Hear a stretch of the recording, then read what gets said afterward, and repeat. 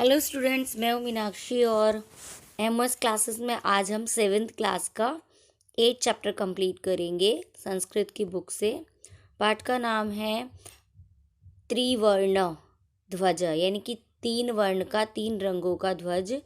ध्वज माने हो झंडा, झंडे को हम बोलते हैं।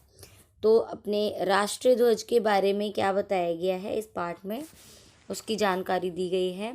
सबसे ऊपर लिखा हुआ है केचन बालका काश्चन बालिकाश्च स्वतंत्रता दिवसस्य ध्वजारोहण समारोहे सोत्साहं गच्छन्तः परस्परम संलपन्ति। तो यहाँ बताया गया है केचन बालका, यानी कि कुछ बच्चों के बारे में बताया गया है और कुछ बालिका और कुछ बच्चे ये आपस में मिलके बात कर रहे हैं। संलपंती का मतलब है परस्पर आपस में वार्तालाप कर रहे हैं। और वार्तालाप क्या कर रहे हैं? स्वतंत्रता दिवस पर बात कर रहे हैं। किसके बारे में? ध्वजारोहण, यानी कि झंडा फहराने का जो काम किया जाता है, झंडा जो फहराया जाता है उसके बारे में बात कर रहे हैं। और कहाँ गए हैं ये? इस उत्सव को मनाने के लिए अपने स्कूल में ये गए हैं। तो वहाँ पर सबसे पहले एक बच्चा बोलता है, देवेश, अद्य स्वतंत्रता दिवस अस्माकं विद्यालयस्य प्रधान प्राचार्य ध्वजारोहणं करिष्यति, छात्राश्च सांस्कृतिक कार्यक्रमान् प्रस्तोषयन्ति, अन्ते च मोदकानि मिलिष्यन्ति। तो एक बच्चा है देवेश, वो बोल रहा है कि आज क्या है हमारे स्कूल में, यानी कि विद्यालय में स्वतंत्रता दिवस, यानी कि स्वतंत्रता दिवस आज़ादी का जो उत्सव मनाया जाता है। अस्माकम विद्यालय, हमारे विद्यालय के जो प्रधानाचार्य हैं या फिर प्राचार्य हैं, जो अध्यापक हैं, वो क्या करते हैं? ध्वजारोहण, झंडे को फहराएंगे और छात्र कुछ सांस्कृतिक कार्यक्रम करेंगे, वहाँ पे प्रस्तुत करेंगे और अंत में हमें मोदकानी यानी कि लड्डू मिलेंगे। डेविड नाम का बच्चा है, वो बोलता है, शुचे जानासि त्वम अस्माकं ध्वज कीदृश। तो डेविड बोलता है, किसको बोलता है? शुचि को बोलता है कि शुचि, क्या तुम जानती हो कि हमारा जो राष्ट्रीय ध्वज है, झंडा है, वो कैसा है, किस प्रकार का है? तो ये सारी बातों के बाद शुचि कहती है, शुचि ने उत्तर दिया, अस्माकं देशस्य ध्वज त्रिवर्ण इति। शुचि ने बोला कि हमारे जो देश का झंडा है वो तीन वर्ण का है, 3 रंग का है। सलीम बोलता है, शुचे अयम त्रिवर्ण कथम, ये 3 वर्ण जो हैं वो कैसे हैं, कौन से हैं? तो शुचि ने कहा, अस्मिन् ध्वजे त्रयः वर्णा सन्ति, अतः त्रिवर्ण किम त्वम एतेषां वर्णानां नामानि जानासि। तो इसने बोला, सलीम ने बोला कि अच्छा ठीक है, ये त्रिवर्ण कथम, त्रिवर्ण मतलब कैसे, त्रिवर्ण का मतलब क्या? तो शुचि ने बताया कि त्रिवर्ण का मतलब होता है 3 रंग। और क्या तुम इन 3 जो रंग हैं उनके नाम जानते हो कि वो 3 नाम कौन से हैं? तब सलीम ने कहा, अरे केशरवर्ण, श्वेतवर्ण, हरितः च एते त्रयः वर्णा। तो सलीम ने बताया कि उसमें केशर वर्ण यानी कि नारंगी और केसरिया रंग, श्वेत और हरित यानी कि सफ़ेद और हरा, ये 3 रंग होते हैं।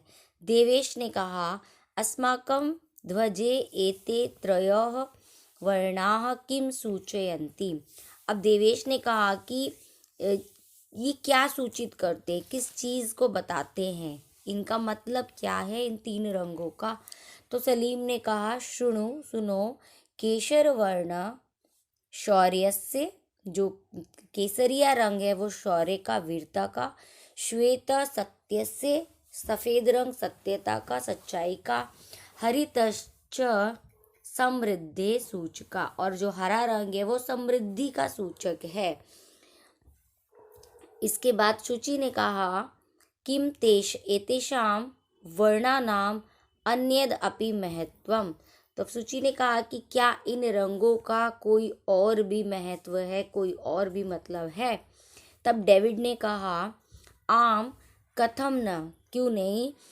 ध्वजस्य उपरि स्थितः केसरवर्ण त्यागस्य उत्साहस्य सूचकः। एक और मतलब बताया कि जो केसरिया रंग है वो त्याग का और उत्साह का सूचक है, और मध्य बीच में जो श्वेत रंग है वो सात्विकता और शुचिता, पवित्रताई का द्योतक है।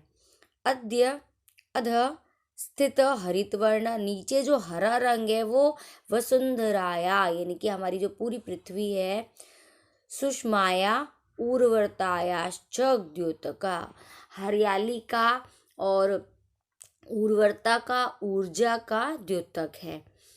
तेजिंदर नाम के बच्चे ने कहा शुचे ध्वजस्य मध्ये एकम नीलवर्णम चक्रम वर्तते।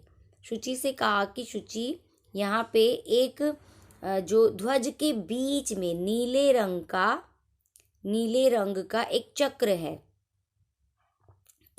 है, नीले रंग का। उस चक्र को, एक चक्र होता है नीले रंग का। तो सूची ने कहा आम आम, सूची ने हाँ में उत्तर दिया, हाँ हाँ। इदम अशोक चक्रम कथ्यते, इसको अशोक चक्र कहते हैं। एतत् प्रगते न्यायस्य च प्रवर्तकम सारनाथे अशोक स्तंभ अस्ति। ये प्रगति का, बढ़ते रहने का और न्याय का प्रवर्तक है, और ये सारनाथ के अशोक स्तंभ से लिया गया है। वहाँ पर ये स्थित भी है जो चक्र, ये वहीं से लिया गया है। तस्मात् एव एतत् गृहीतम, और वहाँ से इसको लिया गया है। फिर अगला बच्चा कहता है प्रणव, अस्मिन् चक्रे चतुर्विंशति अराह संति। इसके अंदर क्या है, चतुर्विंशति, कितनी, 24 तीलियां हैं, 24 उसके अंदर लाइनें हैं। इस चक्र के अंदर 24 लाइनें हैं। तब इसने कहा 24 लाइनें हैं। मैरी नाम की एक लड़की बोलती है, भारतस्य संविधान सभायां 22 जुलाई 1947 तमे वर्षे समग्रतया अस्य ध्वजस्य स्वीकरणं जातम्। और जब हमारा देश 1947 में आज़ाद हुआ था तो 22 जुलाई को क्या किया गया था, इस ध्वज को स्वीकारिता दे दिया गया था और इसे अपने राष्ट्र ध्वज के रूप में ग्रहण कर लिया गया था। इसके बाद अस्माकम, तेजिंदर ने कहा अस्माकम त्रिवर्ण ध्वज स्वाधीनताया सौरार राष्ट्र गौरवस्य च प्रतीक, अतः एव स्वतंत्रता दिवसे गणतंत्र दिवसे च अस्य ध्वजस्य उत्तोलनं समारोह पूर्वकं भवति। जयतु त्रिवर्ण ध्वज जयतु भारतम। तेजिंदर ने कहा कि हमारा जो ये झंडा है, त्रिवर्ण हमारा जो झंडा है, स्वाधीनता, हमारी आज़ादी और राष्ट्र के गौरव का प्रतीक है। इसलिए हम स्वतंत्रता दिवस पर या फिर गणतंत्र दिवस पर, चाहे वो 26 जनवरी हो, चाहे वो आज़ादी का दिन हो, हम क्या करते, राष्ट्र ध्वज का उत्तोलनम, उसको फहराया जाता है। इस तरह का समारोह किया जाता है। जय हो हमारे 3 रंगों के ध्वज की और हमारे भारत की जय हो। इस तरीके से बच्चों ने बात की आपस में। तो ये उन्होंने त्रिवर्ण झंडे के बारे में बात की। अब हम इस पाठ के शब्दार्थ कंप्लीट करेंगे। शब्दार्थ में सबसे पहले है त्रिवर्ण ध्वज, 3 रंगों वाला झंडा। संलपंती, वार्तालाप करते हैं या करती है। प्रस्तोषयंती, प्रस्तुत करेंगे। मोदकानी, लड्डू। ऊर्जस्विताया, ऊर्जा की। अरा, तीलिया। उत्तोलनम, ऊपर उठाना या फहराना।